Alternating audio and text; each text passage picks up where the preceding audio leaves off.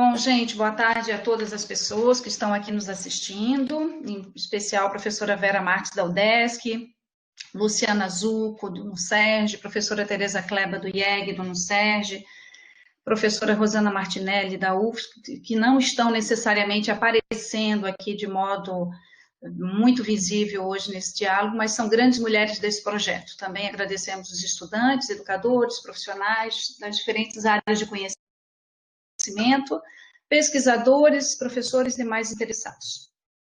Como a professora Lu falou agora, antes de começar a atividade, esses encontros virtuais, especificamente esse nosso do Diálogos em Tela, eles nos permitem romper um pouco a solidão, né, e a dor provocada pelas mais de 11 mil mortes que a gente já tem por Covid no Brasil.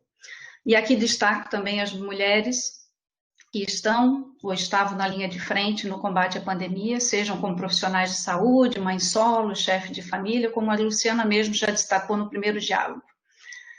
Aí, considerando as indicações de acessibilidade, a gente vai fazer a descrição do participante, de cada participante hoje aqui, que vai assumir esse diálogo, a começar pela intérprete de Libras, depois segue por mim, professora Gabriela, que vai me dar apoio na divisão da coordenação, caso a gente tenha algum problema de instabilidade na internet, e depois as propositoras que vão se apresentando, à medida que elas vão se apresentando, elas vão falando, e na troca também da intérprete de Libras, ela também se apresenta para quem precisar desse recurso.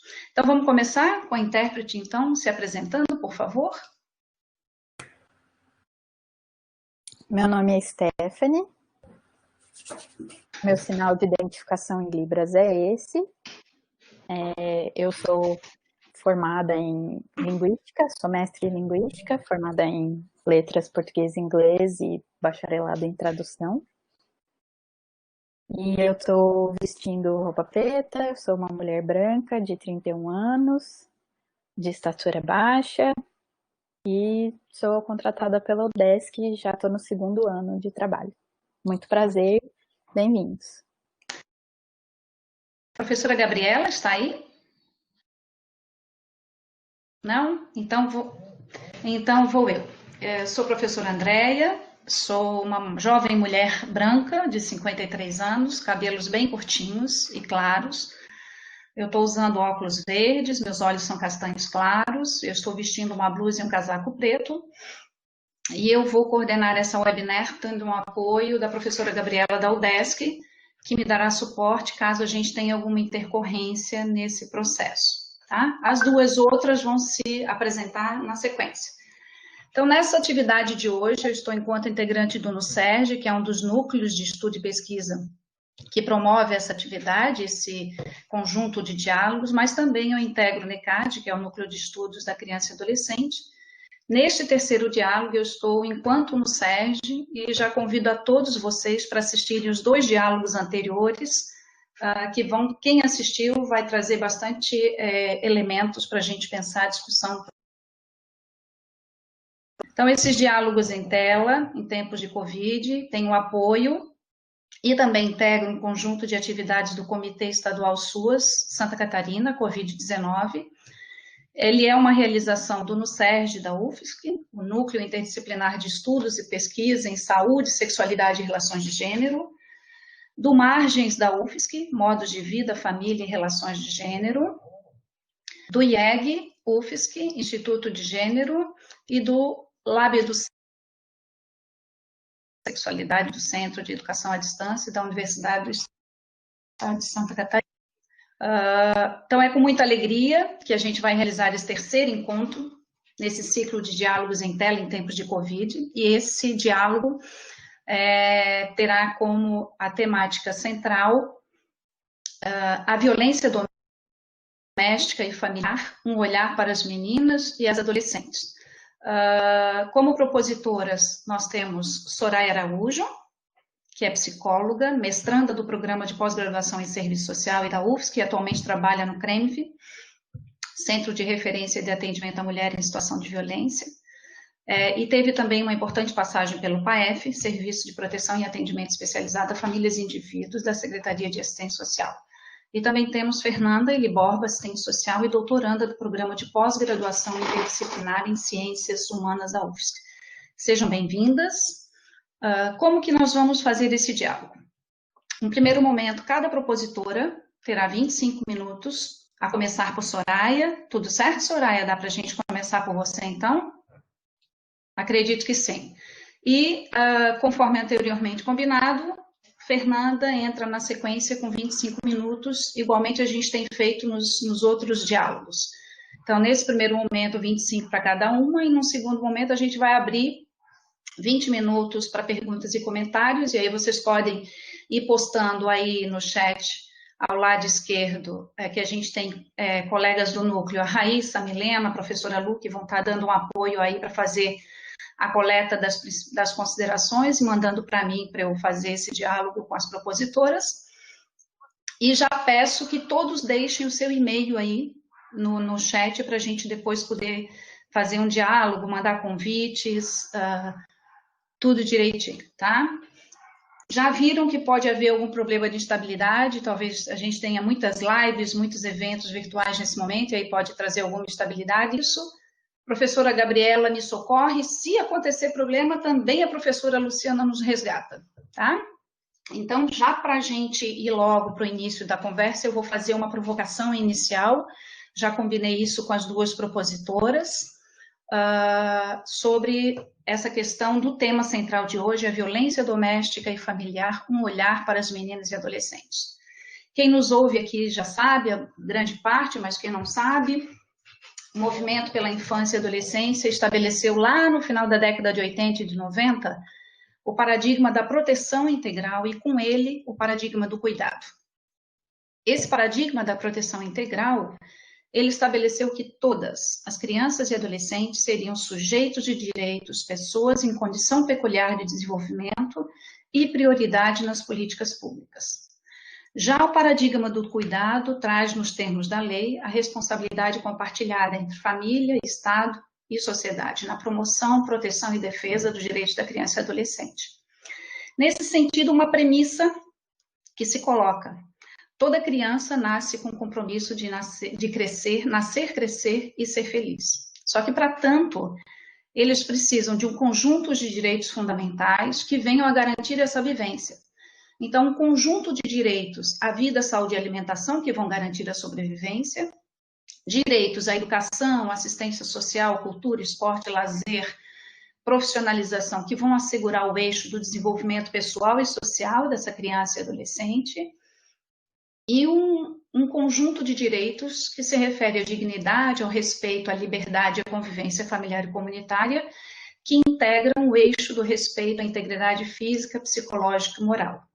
Contudo, vocês sabem que a gente vive numa sociedade desigual em que o acesso e vivência desses direitos não são iguais e não são justos. As evidências empíricas nos mostram que crianças e adolescentes são vítimas das mais variadas formas de violência. Nós já falamos isso, inclusive, discussões nas webinars anteriores. Dados de 2018, vejam bem, antes da pandemia, do Ministério da Saúde, nos informa que o perfil das vítimas de violência infanto-juvenil somavam 141.090 crianças e adolescentes vítimas de violências. Deste total, 85% eram meninas, 36% delas até 9 anos, 43% entre 10 e 14 anos e 21% entre 15 e 19. Quanto ao perfil dos autores de violência contra criança e adolescente, também antes da pandemia, 31,5% são homens, 65% dessas violências são cometidas por familiares ou conhecidos dessas crianças e adolescentes. E o tema anterior, inclusive, da webinar da professora Tereza e do professor Ricardo, enfatizaram aspectos bastante importantes para a gente. Locais da violência, 70% são residências, ou seja, a casa paradoxalmente é um lugar de proteção e de perigo. A soma desses fatores estruturais, em especial destaque os fatores socioculturais, como foi trazido no segundo diálogo pela professora Tereza, que são também reproduzidos e, entre eles, transmitidos verticalmente pela família e pela escola no processo de socialização, no qual atribui papel aos meninos, né? Entre os homens, os meninos são ensinados a atacar e as meninas a serem objetos de desejo. Então, esse contexto, na pandemia, como foi lembrado por professora Tereza Kleber, potencializa essa violência. Então, essa realidade vivida por crianças e adolescentes antes da pandemia nos convoca de forma urgente a pensar e a propor alternativas presentes para o enfrentamento da violência familiar contra as meninas e adolescentes. E é nesse momento, então, que eu convido as propositoras a fazer a fala, começando. Podemos começar por Soraya? Que sim. Soraya já está aí disponível? Ok, beleza. Então, Soraya, vamos combinar o seguinte, 25 minutos para a sua fala, e eu vou entrando e lembrando conforme nós fizemos nosso combinadinho lá no privado, ok? Sim, eu agradeço. Então tá, é um prazer estar aqui, né? Eu vou falar sobre a minha pesquisa de mestrado, né? Que é sobre violência contra... Essa pesquisa... Antes disso eu gostaria de me caracterizar, né? Eu sou uma pessoa branca, cabelos encaracolados, pequeno, né? 44 anos e estou de preto e branco, né? Mas o que domina na camisa é um preto com detalhes brancos, tá bom? Então, a pesquisa, ela partiu de uma demanda profissional, né? Eu já iniciei o trabalho no PAEF e aí eu tinha que me dei conta que eu precisava de respostas técnicas, né, para lidar com essa questão da violência e saí do campo da prática e fui para o campo acadêmico, né, para, enfim, ficar de possibilidades para lidar com essa realidade do PAEF, né. O PAEF, ele é um serviço da assistência social, né, que lida com proteção de direitos, né? Ele é acionado o serviço é acionado quando há uma confirmação ou ameaça de direitos, né, que envolvem crianças, adolescentes e suas famílias, né? Isso aqui eu trabalho no PAEF de Florianópolis, e Florianópolis tem essa característica, né, de trabalhar com crianças em sua maioria. E aí a ideia trabalhando a violência nos seus diferentes aspectos, né? Violência física, psicológica, negligência, enfim, seja qual a situação que a criança ou adolescente está vivenciando, né? Eu não vou entrar aqui em detalhes conceituais, porque o tempo é pequeno, qualquer coisa a gente pode voltar em relação a isso, né? Então, o PAEF aqui em Florianópolis, essa pesquisa que eu fiz, ela fala do PAEF Ilha, porque aqui na Prefeitura de Florianópolis existem dois PAEF, um que funciona na agronômica e outro que funciona no continente, e eu vou estar falando, essa pesquisa refere-se ao PAEF de Florianópolis, né? Eu trabalhei lá de 2012 a 2018, quando eu iniciei os estudos, enfim, da pesquisa, eu ainda estava no PAEF e agora, recentemente, que fui para o CRENF, né? Bom, esse processo aí eu fui transitado, processo profissional para o acadêmico, né?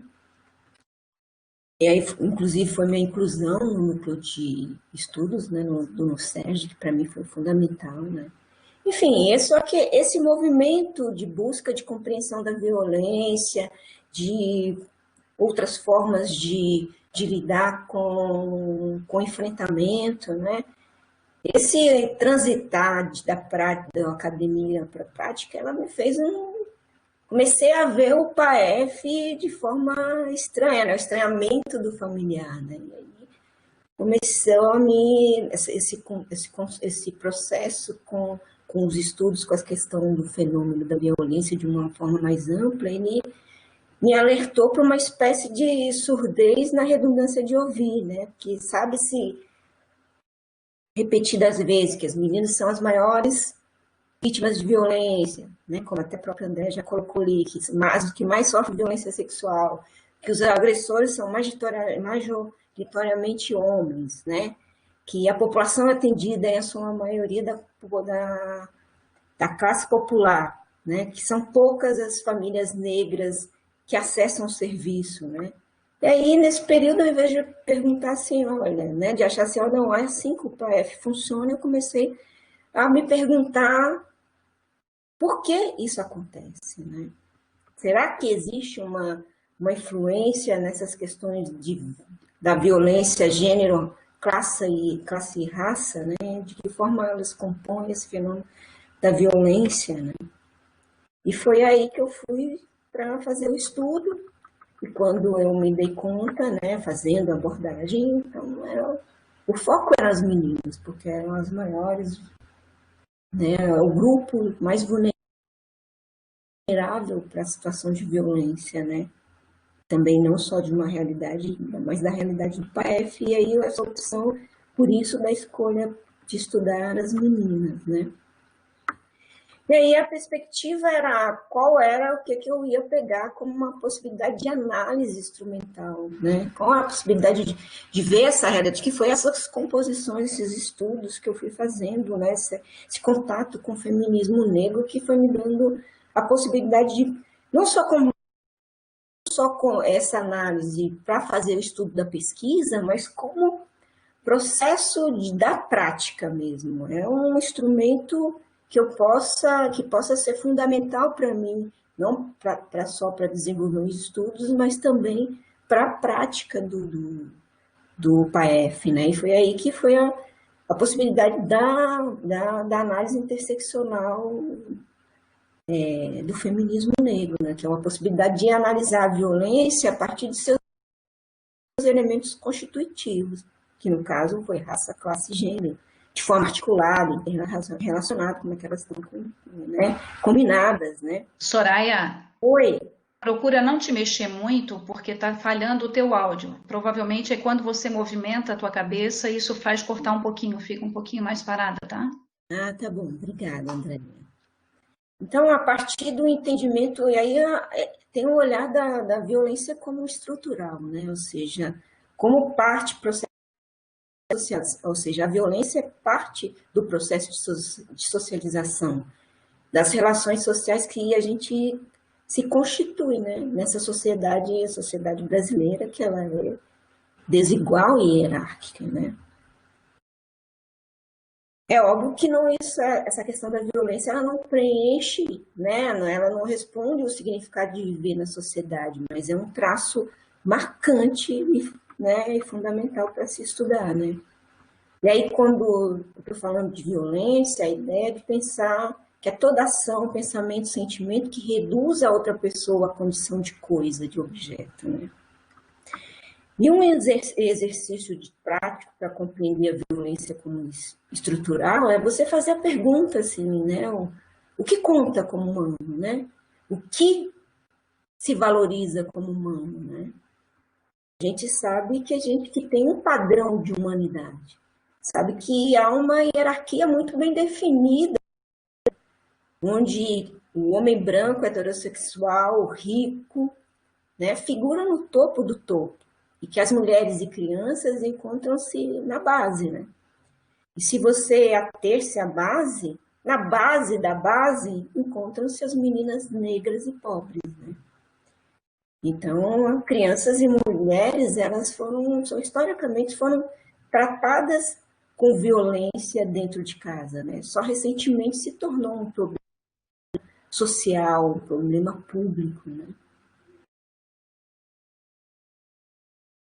Se você pegar, por exemplo, as questões das leis, né, que até André já situou, inclusive, né, crianças e adolescentes só foram considerados sujeitos de direitos com prioridade absoluta com ECA pouco mais de 29 anos, né? Ou se você pensar a Lei Maria da Penha, tem pouco mais de 13 anos, né? Até antes de 2002, vigorava o Código de 16, em que crianças e mulheres eram propriedades, né, do pai, do marido. Então, essa escolha pela perspectiva interseccional do feminismo negro não se limitou ao instrumento para desenvolver a pesquisa, mas foi também por possibilitar uma leitura mais ampla sobre o fenômeno da violência, né? E é nessa perspectiva de combater as diferentes formas de opressão, violência que afeta as crianças sem uma hierarquia, né? Na lógica de que todas as violências, elas precisam ser combatidas, né? Ou seja, até se você pensar isso a nível de PAEF, ou de alguém que trabalha nas questões de proteção de direitos, isso significa que você tem que levar, isso é uma garantia de integralidade, né? Não é apenas restrita às violências denunciadas pelos órgãos de proteção, né? Ela significa todas as violências, inclusive as que são denunciadas, e que a gente, na hora da abordagem, seja uma violência institucional, né? Ou seja, enfim, seja uma outra violência, é preciso combatê-las, né? Essa pesquisa, ela foi feita a partir, né? Foi um estudo documental, foram 323 prontuários em que as meninas vítimas de violência eram acompanhadas e foram encerradas em 2016 e 2018, né? Então, eu falo de um estudo datado, né, nesse período. Dentro da caracterização disso, né, as violências encontradas ali, né, majoritariamente 33% foram denúncias de violência sexual, 24 foram físicas, 23 negligência e 20 psicológicas, né? Claro que tem algumas coisas que são, né? Mas isso é um nível. A maioria das violências ocorreu no espaço doméstico, em casa, e envolve membros de uma mesma família, né? Intrafamiliar. Né? As meninas, nessa leitura e nesse estudo, percebe-se que todas as faixas etárias das meninas, né? As meninas são afetadas pela violência em todas as suas idades, mas tem um grupo que é da faixa etária entre 9 e 15, né? Que são as que mais atingidas. Né? Aqui, pensando já, apresentando já possibilidades para discussão, né? Que é essa questão que eu vou trazer para vocês, que é a influência de gênero, raça e classe, já uma perspectiva dos resultados, né, assim. E aí eu vou levantar essas questões a partir de temáticas, né, que foram muito... Eu escolhi algumas, tem outras mais, mas eu escolhi algumas, as que foram... que eu resolvi trazer para vocês as mais relevantes, né. E aí eu vou discutir essa, né, ao falar vocês vão perceber que eu tenho uma lógica, né, que vou falar assim, que tem uma perspectiva, que eu vou dar atenção mais para gênero, mas você vai ver que no movimento, ou às vezes depois eu vou dar para o racial, mas você vai ver que no processo elas se interconectam, enfim, elas também atuam juntas, né, mas no sentido didático, né, para falar com vocês, né. O que eu vou situar agora é o lugar do cuidado, né, como tarefa prioritariamente das meninas. Isso, né, isso foi sendo as meninas como os principais responsáveis pelo cuidado com os irmãos mais novos, cuidados com a casa, né, responsáveis pelas tarefas domésticas, né. Por vezes, na ação de cuidar, elas substituíam mãe, pai, inclusive o Estado, né, como nos casos em que os irmãos ficam aos cuidados da menina, porque não há vaga na escola infantil, né. Então, esse é um dado, né.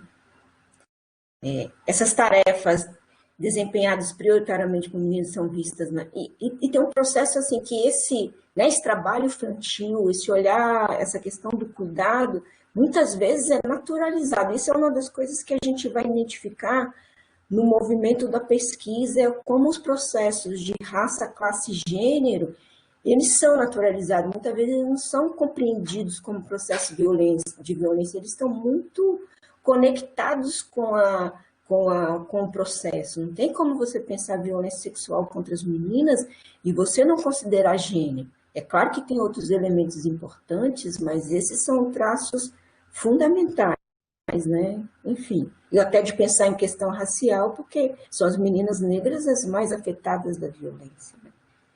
Então, o que foi encontrado dentro disso são as tarefas desempenhadas prioritariamente por meninas, né, que são vistas nas redes públicas de serviço, né?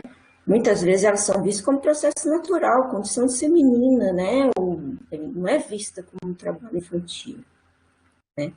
Outro aspecto desse exercício do cuidado, né, de certa forma é uma afetação direta, mas ela causa prejuízos significativos no processo e na influência da violência da menina, refere-se ao comportamento recorrente das mães, que quando elas se separam, há uma separação conjugal, e elas não acessam os direitos dos filhos e das filhas garantidos por lei em relação, por exemplo, à pensão alimentícia, né? Aqui fica implícito o entendimento das próprias mães de que o cuidado é como uma responsabilidade exclusiva dela, né? Esse mecanismo de naturalização da desigualdade parental nas responsabilidades do cuidado e dos filhos, ele é um processo relacional, assim. Você, por exemplo, se eu pegar, eu até trouxe aqui uma ilustração, né?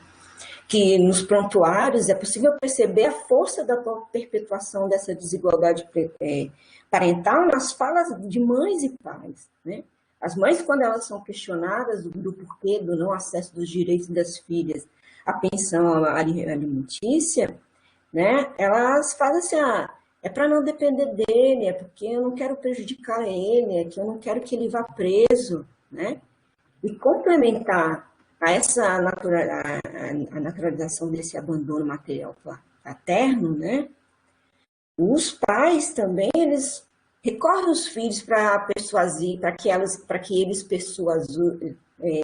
persuadir as mães para que elas não recorram à justiça, né? De que eles poderão presos, né? Ou seja, não é o pai que vai ser preso por não cumprir suas responsabilidades relacionadas aos cuidados materiais dos filhos, mas é a mãe que quer prejudicá-lo, né? A implicação disso é que, né, além dos prejuízos outros, né, uma dos prejuízos, que são muitos, a questão é que o não acesso, nesse caso, do não acesso do recurso material, cabendo à mãe, aí a mãe acaba arcando com todos os custos financeiros, né? Em muitos dos casos, resulta numa queda significativa do orçamento familiar, né? A jornada dupla de trabalho da mãe, né? Enfim, uma vulnerabilidade socioeconômica também, né? Que faz com que esse grupo esteja sujeito a situações de violência, né? E aí, né, eu vou até voltar aqui ao que Teresa Kleber já iniciou falando dos lugares do homem, dos lugares da mulher, né? E pensar que não é um clique assim, ou seja, não é de uma hora para outra.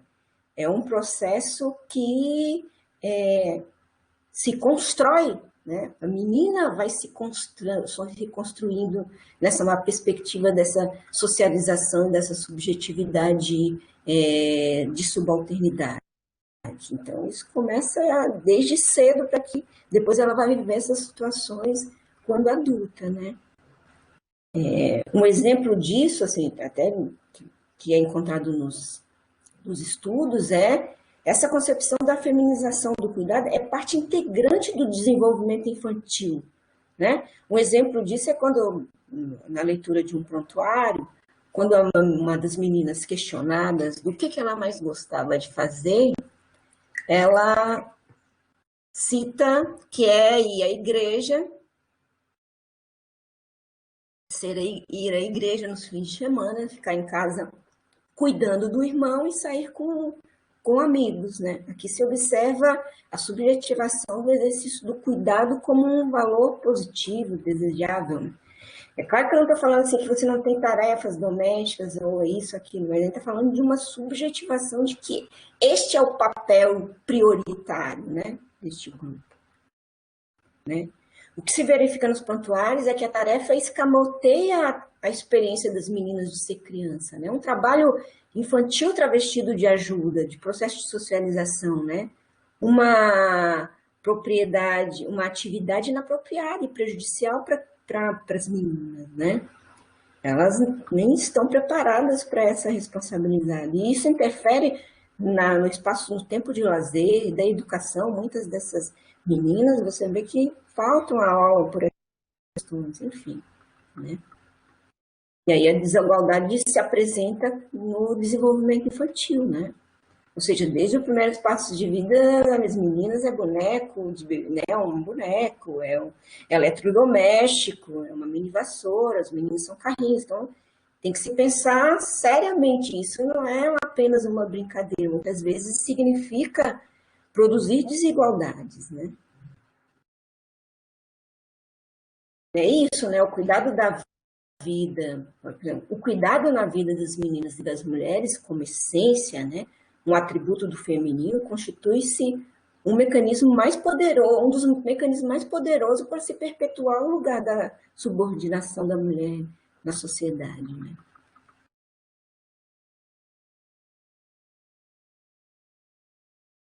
Bom, e aí, né, existem outras questões, mas a gente pode até problematizar que quando a gente está falando desse lugar do cuidado, desse processo, a gente tem que e dessa questão do, né, vendo a violência contra as meninas, e as meninas são mulheres, né, são mulheres também, ou seja, a gente, né, as pessoas que trabalham, as profissionais também, o lugar do cuidado que a gente exerce, né, enfim, se a gente for complexificar, isso daria outra pesquisa, mas é algo que a gente também tem que pensar sobre o que a gente está vendo nesse processo, né. Outro elemento que eu falei, né, outro elemento que se verifica é a culpabilização da vítima, né, no contexto da violência, né. Isso é um dos outros contextos muito presente na pesquisa que a gente é porque eu e a Luciana, né, minha orientadora, enfim, né, uma pesquisa sozinha, então ela tem esse processo, né. Então, a culpabilização então, foi dentro dessa questão, né, dessa tríade, né, de gênero, raça e classe, a culpabilização da vítima foi uma das coisas muito identificadas. E é uma questão central dentro do processo da violência sexual e da violência contra meninas, né? E aqui a culpabilização da vítima, ela coloca em pauta a tolerância social à violência contra as meninas e mulheres, né? Uma sociedade profundamente misógina, fundada no ódio feminino, né? O ato de culpar a vítima é um sinal vivo disso, né? É um entendimento social de que tem um entendimento social, quando você vai fazendo o estudo dos prontuários, você vai verificando, você vai observando, e também os estudos dizem isso, né? Mas é o que é uma coisa também palpável para a gente que vive nessa sociedade machista. Então, é bem visível isso, né? Que é um entendimento social de que é horrível uma violência contra uma criança pequena. Mas quando é uma criança um pouquinho maior, né, uma pré-adolescente, uma adolescente, aí elas já se tornam culpadas, sedutoras, coniventes, né? E essas são as questões de gênero, né? Reações que se instituem com uma força cada vez maior no primeiro sinal do corpo da menina, no primeiro suspiro da descoberta da sua sexualidade, né? Fazendo assim, traçando um caminho, recorrendo assim ao campo religioso, é como se as meninas, ao passassem da infância para a adolescência, ou enfim, já tivesse aquele corpo assim, uma mutação, já né, como se despertasse a Eva que há em cada uma, né? Como se remetesse ao pecado original, a condição de pecadoras e sedutoras de Adão que não consegue resistir, que não, né? Ele não consegue. O que é louco e triste de você ver que tem uma sintonia muito forte com a história da violência das mulheres, né? Só que nesse caso o sentido é perverso aqui porque tratam de meninas e não de uma mulher como Eva era, né? Então, esse é um contexto.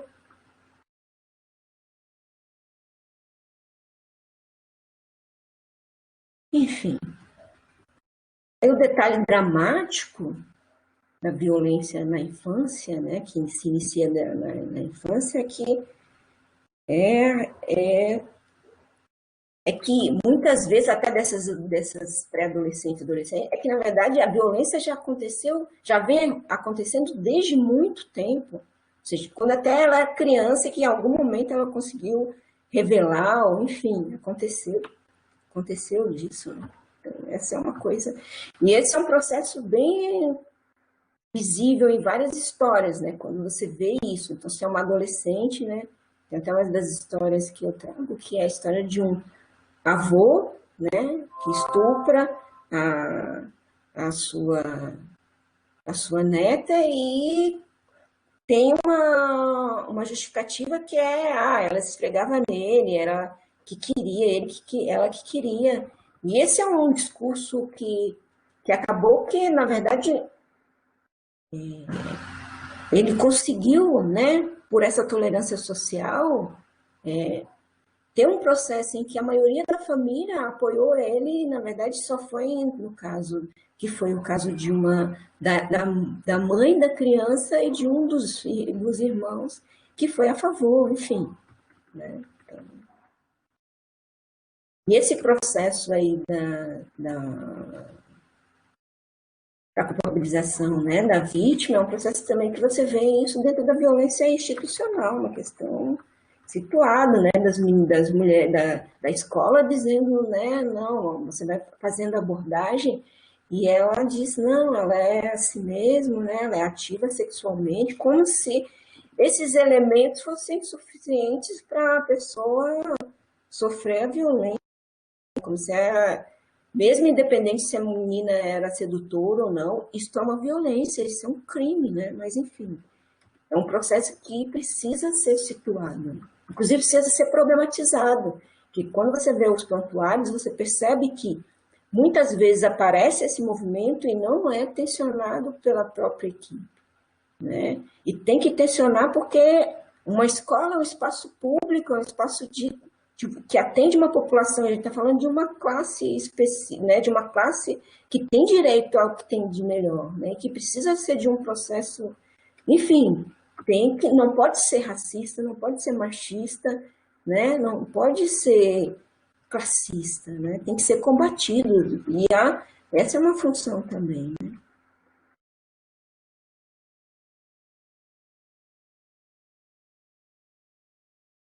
Cinco minutinhos. Bom, aí deixa eu adiantar aqui. Então, tem outros elementos, né? Eu queria também pegar aqui o elemento intergeracional, que é um elemento que as violências, né? Inclusive, né, principalmente também a violência sexual, como ela faz parte da história das meninas, das suas mães, das suas avós, né? Como elas precisam, como se precisa trabalhar essa questão, né? E como uma questão de gênero mesmo, né?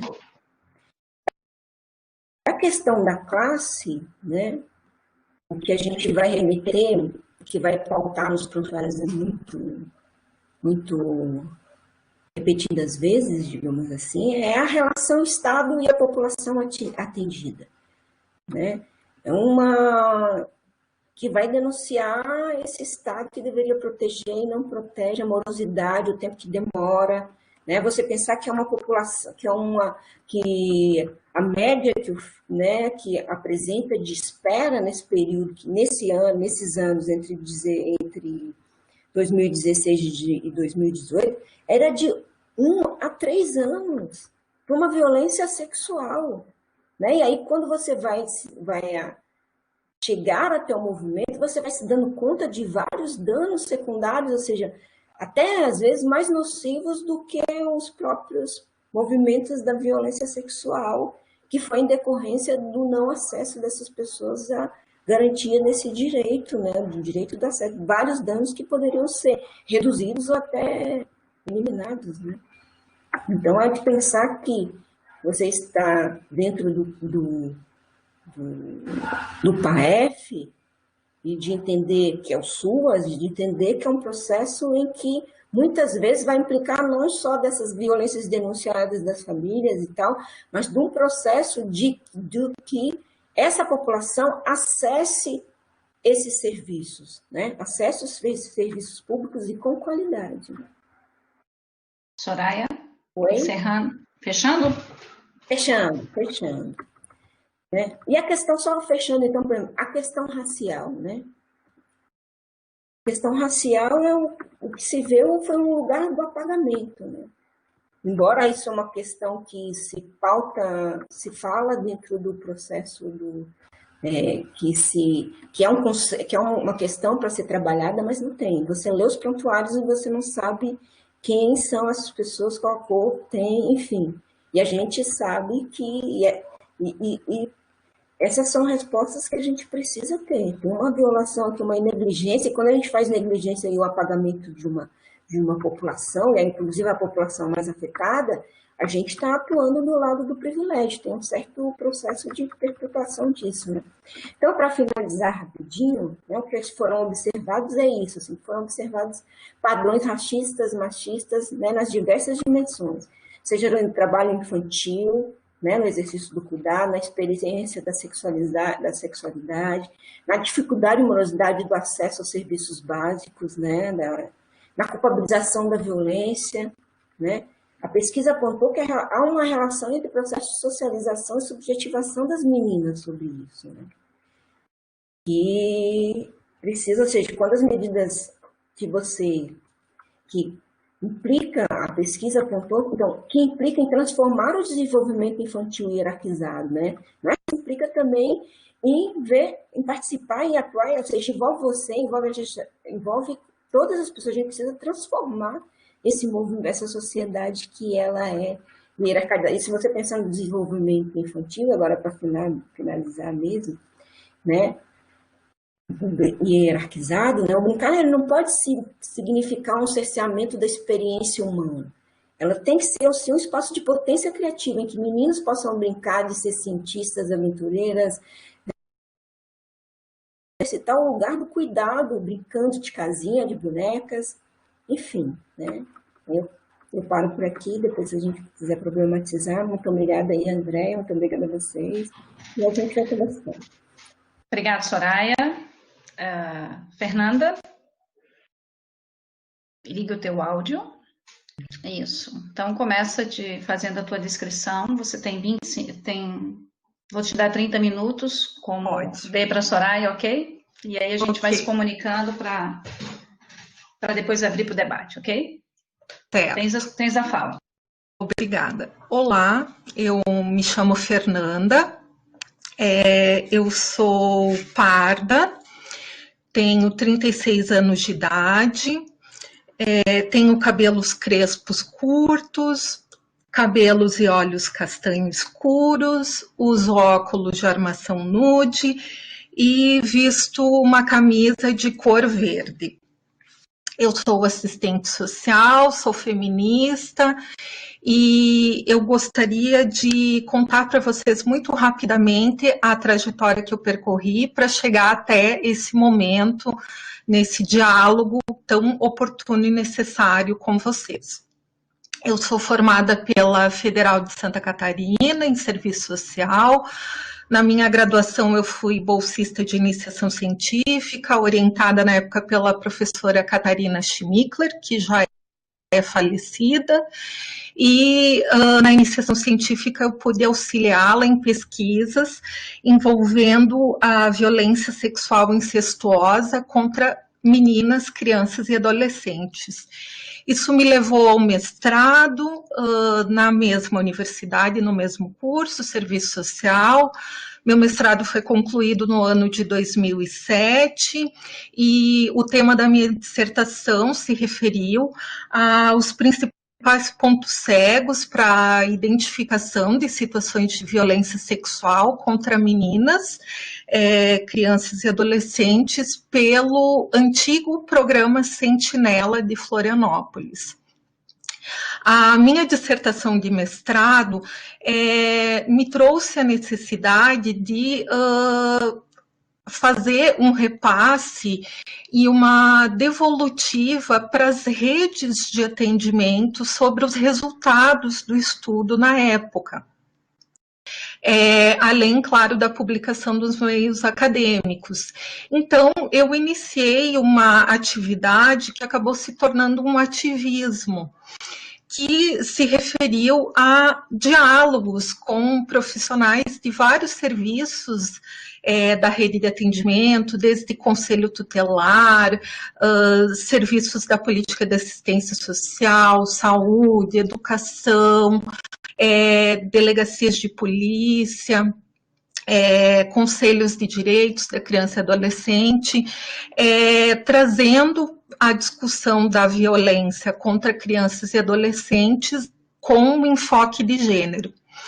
Então, eu iniciei ainda em 2007 esse ativismo, realizando atividades na Grande Florianópolis, e ao longo dos anos eu trouxe, então, essa atividade para municípios do Oeste Catarinense, do Extremo Oeste Catarinense e também do Noroeste do Rio Grande do Sul.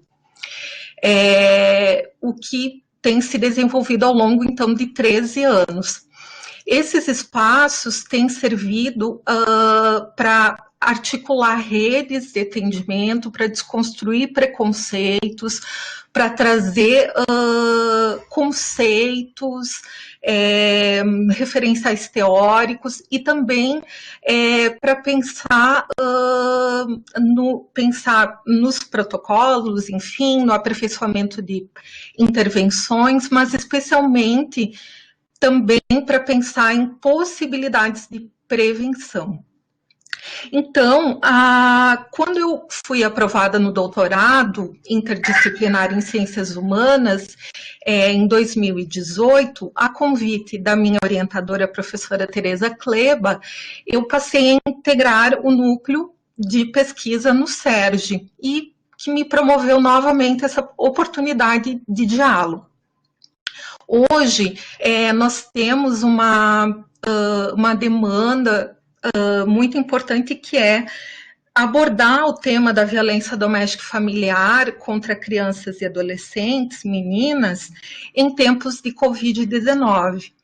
Então, em sintonia com os diálogos anteriores, em sintonia com a fala que me antecedeu, da psicóloga Soraya, eu promovi um levantamento de informações, desde publicações, agora nesse período da pandemia, notícias nacionais e internacionais, publicações de órgãos como a Unicef, a OMS, para trazer um panorama das violências contra meninas e adolescentes em tempos de pandemia, e também trazer algumas sugestões de estratégias para contribuir, então, com todas nós que estamos, de alguma forma, envolvidas com essa área. Então, com relação ao panorama, a Unicef apresentou uma publicação em 16 de abril, agora de 2020, intitulada "Não permitam que as crianças sejam as vítimas ocultas da pandemia da Covid-19", e apresentou dados bastante relevantes, no sentido de que, na verdade, dados de um panorama internacional, colocando que 99% das crianças e adolescentes em todo o mundo, ou seja, são em torno de 2,34 bilhões de crianças e adolescentes, vivem em um dos 186 países com alguma forma de restrição ao movimento por conta da Covid. 60% vivem em 82 países com confinamento total, que é 7%, ou parcial, que é 53%, representando 1,4 bilhão de crianças e adolescentes. Na educação, o fechamento das escolas interrompeu a educação de mais de 1,57 bilhão de estudantes, ou seja, em torno de 91% em todo o mundo. As crianças em idade escolar, especialmente as meninas, que ficam fora das salas de aula por longos períodos de tempo, têm muito menos probabilidade de retornar quando as escolas reabrem, ressalta a Unicef. Também foi apontado, a partir de uma revisão nas mídias sociais e na internet, o aumento da violência contra a mulher, violência contra mulheres e também contra crianças e adolescentes durante esse período de distanciamento provocado pelo Covid-19 em vários países, dentre eles China, Reino Unido, Estados Unidos, França e Brasil. No Brasil, foi divulgado um relatório da Ouvidoria do Ministério da Mulher, da Família e dos Direitos Humanos, o aumento de 17% no número de denúncias de violações contra pessoas socialmente vulneráveis, agora no período de isolamento social promovido pela pandemia. Após o dia 18 de março, foram contabilizadas 5.256 queixas em todo o país, segundo o relatório. E o pico foi registrado no dia 23 de março, quando foram feitas 751 denúncias.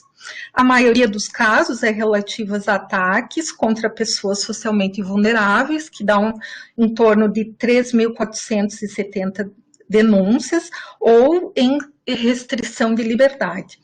Idosos, crianças e pessoas com deficiência somam 1.028 ocorrências. Em 607 situações, o autor das violências é conhecido. De acordo com o levantamento publicado no portal do órgão federal, o risco de morte das vítimas foi verificado em 589 casos. Observou-se também que o autor das violências tem ascensão e autoridade sobre as vítimas, em pelo menos 538 situações denunciadas. Também veio à tona a exposição de riscos à saúde, aparecendo em 4.920 casos. E em 520 queixas houve situação de maus tratos. No período citado, o Estado de São Paulo tem liderado o ranking das violências domésticas e familiares, totalizando 1.492 casos denunciados, seguido por Rio de Janeiro, com 792 casos, Minas Gerais, com 526 casos, Santa Catarina, com 302 casos, e o Rio Grande do Sul, com 213 casos. No Paraná, o Disque Denúncia do Governo do Estado, número 181, identificou que as denúncias de violência contra crianças e adolescentes cresceram 12% de janeiro a abril de 2020, em relação ao mesmo período de 2019.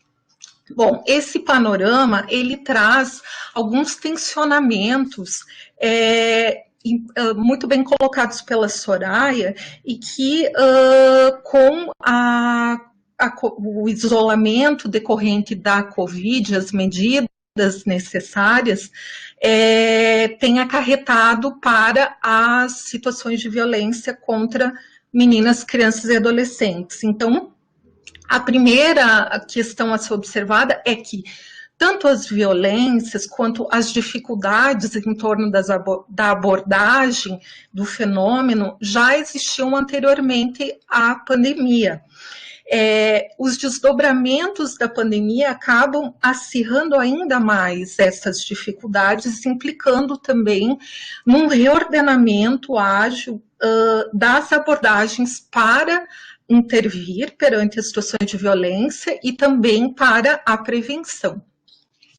Eu resgato aqui também corroborando a introdução que a professora Andréia trouxe e a própria Soraya também, com uma matéria divulgada em abril desse ano pela Folha de São Paulo, intitulada Coronavírus e Violência Sexual Infantil, em que ressaltou que dados do Boletim Epidemiológico número 27 do Ministério da Saúde já vinham apontando que entre 2011 e 2017 houve mais de 140 mil casos de violência sexual notificados contra crianças e adolescentes, isso anterior à pandemia, e configurando em torno de 76% de todos os casos registrados. Dentre as vítimas, já se apontava, então, 74% meninas e 71% dos casos ocorrendo no ambiente doméstico, na residência, e dentro das relações familiares. A Unicef também recuperou o dado de que antes da pandemia, né, 2 a cada 3 crianças são submetidas a uma disciplina violenta por parte dos cuidadores.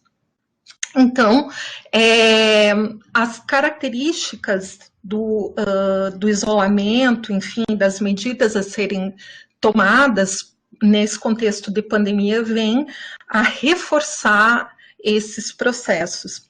Também, como muito bem pontuado pela Soraya, é ainda mais presente o modelo patriarcal que ainda é vigente nas relações familiares e que repercute nas relações, nas hierarquias de gênero e de geração dentro da família,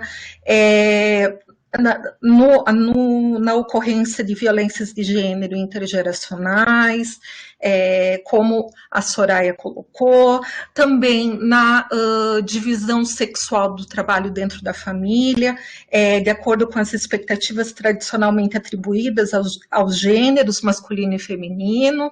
Então, quer dizer, as meninas são implicadas desde muito cedo nessa divisão sexual, a assumir os cuidados familiares.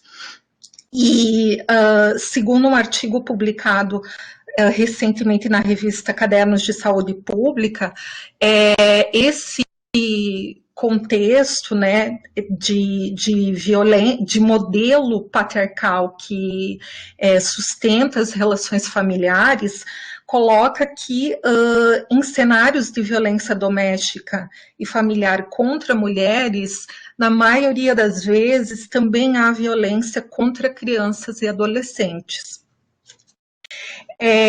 Uma outra questão que se coloca em tempos de pandemia é a própria questão do acirramento da violência contra crianças e adolescentes, contra as mulheres, enfim, que tem como locus privilegiado o lugar da casa, o lugar da residência, o lugar do ambiente doméstico, e que causa uma grande preocupação em tempos de pandemia. A Universidade Federal do Rio Grande do Sul divulgou uma matéria no dia 23 de abril de 2020, intitulada Longe da escola, crianças vítimas de violência podem não ter para quem pedir ajuda durante o isolamento social, em que ressaltou que o fato de ter uma pessoa que já pratica violência há mais tempo dentro de casa cria novas condições de controle e submissão em relação às vítimas. Agora, autores de violência terão mais oportunidades de praticar esses atos. Além disso, terão maior sensação de impunidade, pois saberão que as vítimas vão ter menos chances de denunciar por conta do isolamento social. Então, esse cenário reforça, como muito bem colocado pela Soraya, o segredo que caracteriza as violências dentro do lar, especialmente as violências de cunho sexual, a forte culpabilização das vítimas, esse sentimento de impunidade, também a maior subnotificação, e também a contradição entre o que se espera da família, do cuidado e proteção, frente à família como um espaço de desproteção. Outra questão apontada no levantamento é a implicação do fechamento das escolas, porque tem se caracterizado como espaços de acolhimento de denúncias de violências contra crianças e adolescentes e de encaminhamento. Então, os desdobramentos que tem nesse momento de pandemia em que as escolas estão fechadas. A subnotificação, que também é uma grande preocupação nesse momento, ela se dá não apenas pelo fechamento de alguns serviços, mas muito mais pelo desconhecimento da população de como acionar serviços como o Conselho Tutelar, a Delegacia de Polícia após a pandemia. Então, as novas rotinas, se é atendimento por plantão, se é atendimento via WhatsApp, se é via internet. Então, o desconhecimento sobre isso também contribui para a subnotificação. Novamente, toma força a relação entre a violência estrutural e a violência interpessoal que ocorre dentro do lar e das relações familiares, e com um agravamento no sentido de que a maior dificuldade de acesso à renda e também o temor em torno do adoecimento da Covid se caracterizam como estressores para as violências dentro do lar. E o que coloca, como a Soraya ressaltou, a necessidade de intersecção das questões de gênero, de classe, de raça, de etnia, de geração, de território, nesse momento da pandemia. Outra questão se refere a uma preocupação apontada pelo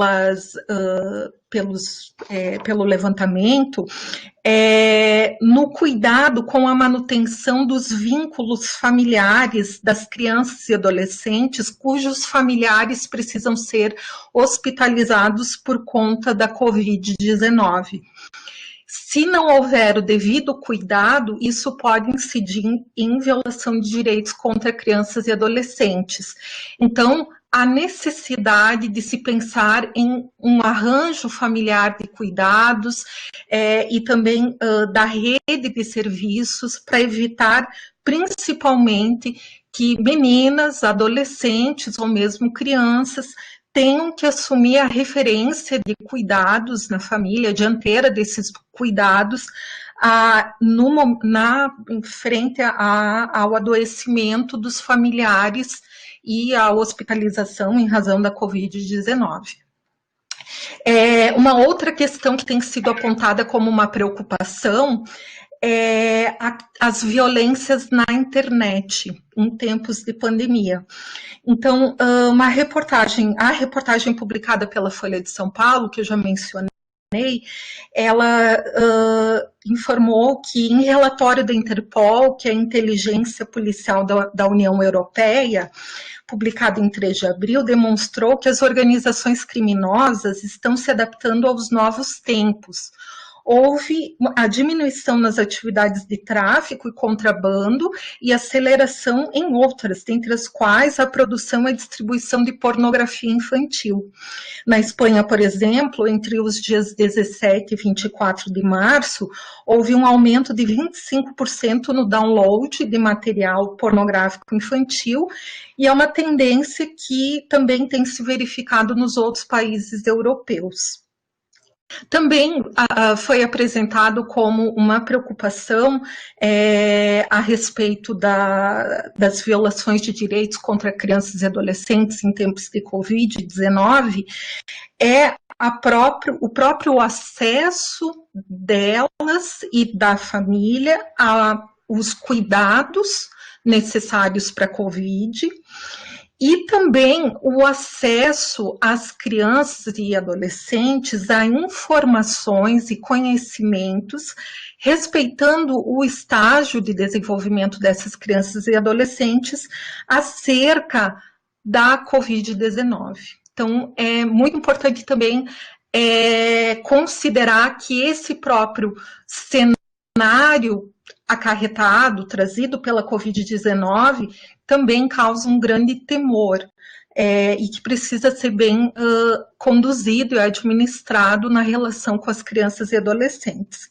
Bom, posto esse cenário, as estratégias abordadas nesse levantamento que eu fiz baseiam-se em 3 grandes linhas. A importância da socialização e de conhecimentos e informações, tanto sobre as violências, sobre a Covid, a relação com a importância, mais do que nunca, do fortalecimento da prevenção universal, possibilitando o acesso a informações e conhecimentos para a população de um modo geral, acerca das violências e do próprio papel dos serviços também, como acessar os serviços, e a importância de se utilizar as mídias sociais e a imprensa. A gente pode observar que a imprensa tem feito a cobertura, tanto das situações de violência contra mulheres, também contra crianças e adolescentes, e esse é um canal além das mídias sociais, importante para socializar as informações. Também apontado nesse contexto a importância dos serviços da rede de proteção compartilharem entre si as informações sobre o papel e o funcionamento entre si e também para a população. Uma outra grande questão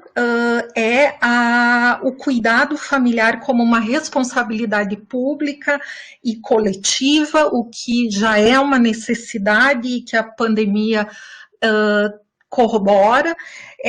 Aqui eu resgato a própria Unicef, quando diz que enquanto milhões de pais e de mães lutam para manter os seus meios de subsistência e renda, os governos devem aumentar as medidas de proteção social, fornecendo redes de segurança social, as políticas de transferência de renda, protegendo empregos, trabalhando com empregadores para apoiar pais e mães que trabalham e priorizando políticas que conectem as famílias aos serviços de saúde, de educação, dentre outros. Uma outra questão que a Soraya já muito bem colocou e eu só faço um gancho é a importância do enfrentamento das violências numa perspectiva interseccional, articulando gênero e geração, gênero, raça, etnia, território, escolaridade, questões de classe, e também medidas que compreendam todas as pessoas em situação de violência. E aqui eu recupero as importantes contribuições do segundo diálogo, que foi realizado pela professora Tereza, pelo professor Ricardo, pelo professor Adriano, que tratou do trabalho com homens autores de violência no contexto de Covid-19. Então, isso também é muito importante para abordar e prevenir violências contra crianças e adolescentes. Finalmente, desse levantamento, eu recupero muito rapidamente algumas sugestões de material. Então, a OMS, a Unicef, a ONU Mulheres, têm formulado materiais referentes à prevenção de violência nesse período de distanciamento social, que vale a pena a consulta. No Brasil, um grupo de pesquisadoras da PUC do Rio Grande do Sul formulou uma cartilha intitulada Isolamento durante a Covid-19, a violência dentro de casa. E também eu saliento o artigo publicado no Caderno de Saúde Pública, que traz uma relação também de sugestões. Tudo isso, todos esses materiais eu vou deixar para consulta para vocês no nosso portal. O CONANDA também elaborou recomendações para a proteção integral a crianças e adolescentes durante a pandemia, em que traz a necessidade de planos de contingência visando o combate da disseminação do novo coronavírus e que incorporem a proteção integral das crianças e adolescentes, e especialmente com relação às violências. O governo federal também divulgou um aplicativo que se chama Direitos Humanos BR, que também visa contribuir para as denúncias e que é um aplicativo que pode ser baixado nos celulares pelo sistema Android. Bom, então, para finalizar, acho que a grande mensagem que ao longo desses 13 anos eu tenho, a partir do meu trabalho de ativismo, reforçado, e acho que agora é mais do que nunca fundamental, é pensar que o isolamento que nós precisamos viver para combater a Covid-19, ele é um isolamento físico. É fundamental, mais do que nunca, reforçarmos os valores humanos, a proteção integral das pessoas, das crianças e adolescentes, as pessoas de um modo geral, e a responsabilidade que é pública e é coletiva de que as pessoas vivam em uma cultura de proteção e que estejam a salvo de situações de violência. Isso nos conecta enquanto seres humanos e, mais do que nunca, são esses compromissos sociais que devem nos mover neste momento de pandemia da Covid-19. Muito obrigada pela atenção. Eu passo a palavra para a Andréia e fico à disposição para os questionamentos que surgirem no nosso diálogo. Obrigada.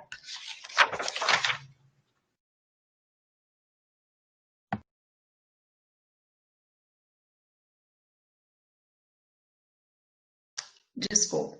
Gilardi, queria te agradecer a tua participação, já devia ter feito isso bem cedinho, te agradecemos muito por essa grande ajuda no nosso diálogo de hoje, ok? Obrigado, Fernanda. Agora a gente vai, conforme nós combinamos, abrir um pouquinho.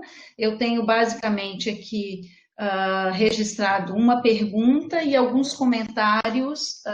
Tenho uma pergunta aqui do professor Ricardo, e aí eu vou direcionar para Soraya, mas se a Fernanda quiser e tiver interesse em complementar, acho que pode fazer, só que eu pediria para vocês, como a gente já está um pouquinho avançado na hora, que vocês objetivassem a resposta de vocês, senão eu vou ter que entrar aqui no áudio para cortar vocês, mas assim, no máximo 5 minutinhos para cada uma para responder. Eu pergunto para a Soraya, depois abro-se e depois faço os comentários, porque tem uma boa participação aqui da professora Tereza, tem alguns comentários da professora Mariana Pfeiffer também, que é a nossa colega lá da UFSC, de estagiários também do que estão participando aqui, para a gente, então, fazer esse fechamento. Pode ser?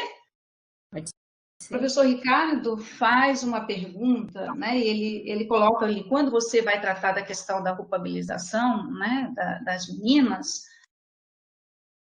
essa culpabilização dessas vítimas é observada em outros espaços da rede? Você tem conhecimento, vivência por onde você anda, e aí, pela trajetória também da Fernanda, eu acho que as duas poderiam falar um pouquinho sobre isso. O que acham? Começo eu, então? Tá. Então, na verdade, isso não é só nesse espaço, é em qualquer espaço dessa sociedade que a gente vive, né? Esse movimento de responsabilizar vítimas, né? Da construção mesmo. Então, e as instituições não estão conectadas disso, né? Então, infelizmente, é uma relação que a gente tem que mudar e mudar a sociedade, né? Então, corroborando com a Soraya, eu também observo que é muito presente essa questão da culpabilização das vítimas, e eu relaciono isso a uma deficiência de formação quanto a questões de gênero e da própria questão da interseccionalidade. Então, assim, ao longo da minha trajetória, assim, tenho observado que isso é recorrente em vários serviços da rede. Isso é generalizado. Então, a importância de que tenhamos uma formação que dê conta das questões de gênero. E interseccionadas, claro, com raça, classe e outras. Ok, uma outra pergunta também abro para as duas, bastante interessante, que foi da Milena, e a Fernanda já fez um pouco essa abordagem. Eu acho que vale a pena a gente reforçar para fixar um pouco mais, e aí Soraya também pode entrar pela experiência dela no campo da assistência. Como articular a rede de enfrentamento à violência doméstica contra crianças e adolescentes nesse contexto de pandemia? Eu sei que você já falou, mas sempre é bom estar reforçando, e aí ouvir também um pouquinho a Soraya, se quiser contribuir com essa resposta. Pode responder, Fernanda. Bom, tu repete a pergunta. Como articular a rede de enfrentamento nesse contexto em que a gente vive de pandemia? Associadas às estratégias, inclusive, que você propôs, né? Exato. Eu penso que, assim, o grande desafio é que, nesse momento, o contato físico entre os profissionais, os serviços, as reuniões, os momentos de encontro, as formações, elas não podem ocorrer no método tradicional, mas eu vejo que o recurso da tecnologia pode ser um espaço muito profícuo. Então, nós já lançamos mão da internet e penso que nesse momento, é mais do que nunca necessário usufruir desse espaço.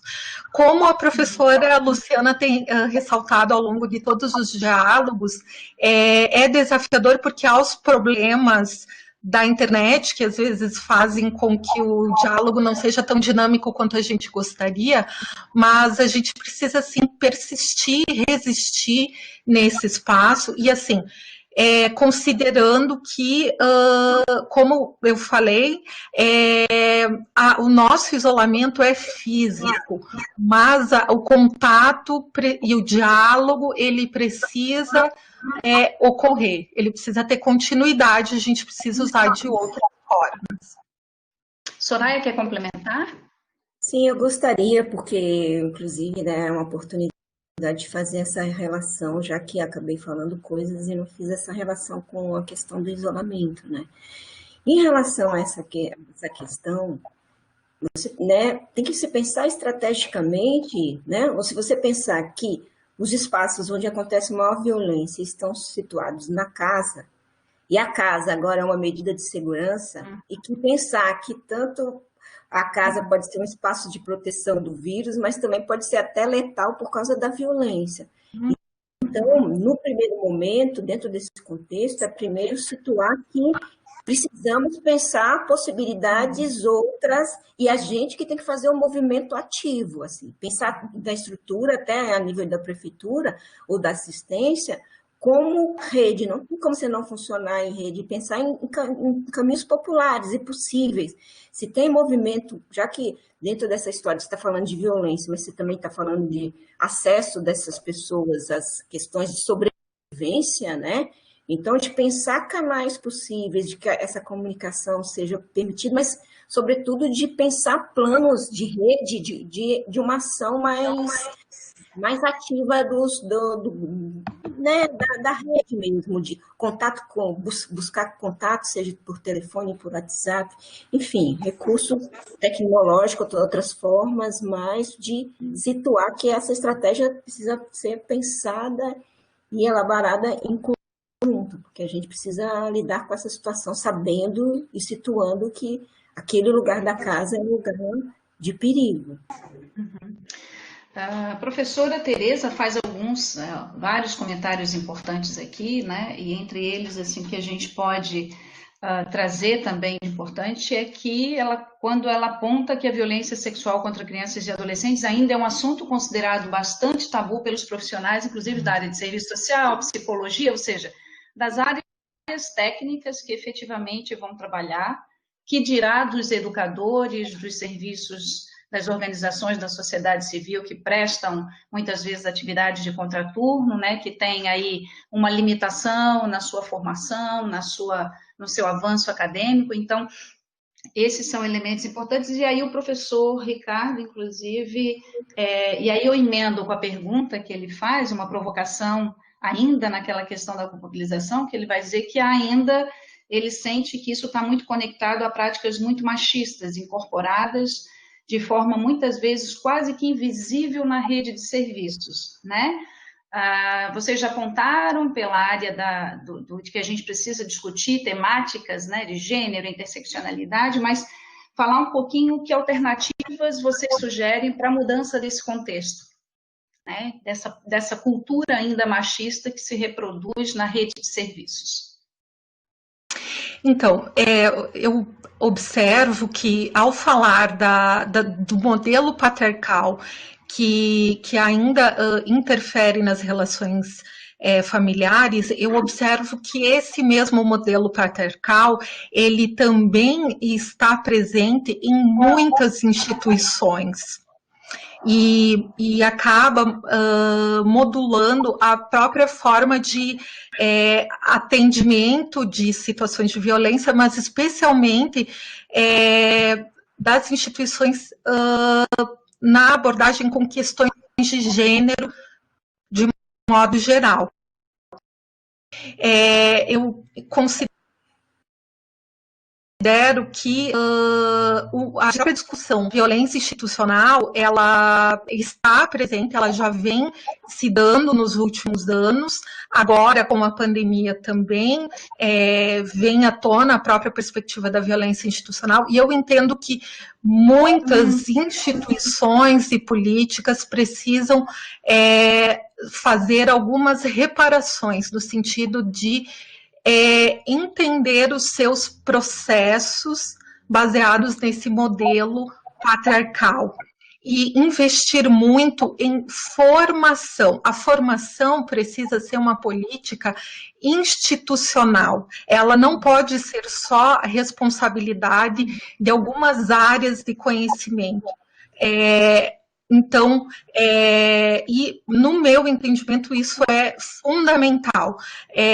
E agora a pandemia tem nos trazido possibilidades de formação que eu acredito que a gente deva levar adiante após esse contexto da pandemia. Mas eu penso que investir em formação, as instituições compreenderem o seu lugar na reprodução dos machismos, da misoginia, e também respeitar e acolher a voz das pessoas que estão em situação de violência. Isso é fundamental também. Certo. Tem só mais uma questão aqui. Que já estão para a gente já fazer o fechamento. Eu acho importante, a gente poderia ficar horas com vocês duas aqui, porque a conversa, eu vi que no começo não tinha tanta participação, e à medida que vocês foram se manifestando, e isso foi borbulhando de perguntas, a gente se compromete a não necessário, se não conseguirmos responder todas agora, a darmos uma satisfação, porque fica gravado. Tem uma questão que a professora Gabriela da UDESC coloca, se eu entendi bem, ela traz o ponto da questão da violência institucional, que vocês tocam aí na questão, né? E ela pergunta, bom, como fazer a denúncia? O que fazer? A gente sabe que recentemente nós temos a lei de 2017, que é 3.431, que vai legalizar, digamos assim, do ponto de vista jurídico, o sistema de garantia de direitos, e uma das novidades, entre outras, que ele traz é a questão de dar mais clareza à violência institucional, pelo menos nomear ela. Falar um pouquinho rapidamente para a gente encerrar, e aí a gente já vou fazendo o fechamento para a gente encerrar o debate de hoje sobre essa questão da violência institucional também, que reforça esse lugar da violência contra crianças e adolescentes. Quem quer falar? Fernanda, Soraya, para a gente terminar? Quer falar, Soraya? Pode ficar à vontade, Fernanda. Beleza. Tá bom. Então, bom, eu penso que, assim, já é uma continuidade do que eu acabei de abordar, né, o entendimento sobre a violência institucional, já dei algumas sugestões. Eu acho que aqui é trazido também os canais de denúncias, né, de violências. Então, em tempos de pandemia, os números como o Disque 180, o Disque 100 permanecem. Eu comentei também sobre o aplicativo do governo federal, que também acolhe denúncias. As delegacias têm recebido as denúncias, né? Então isso continua vigindo, né? Esses espaços de denúncia, eles continuam atuando.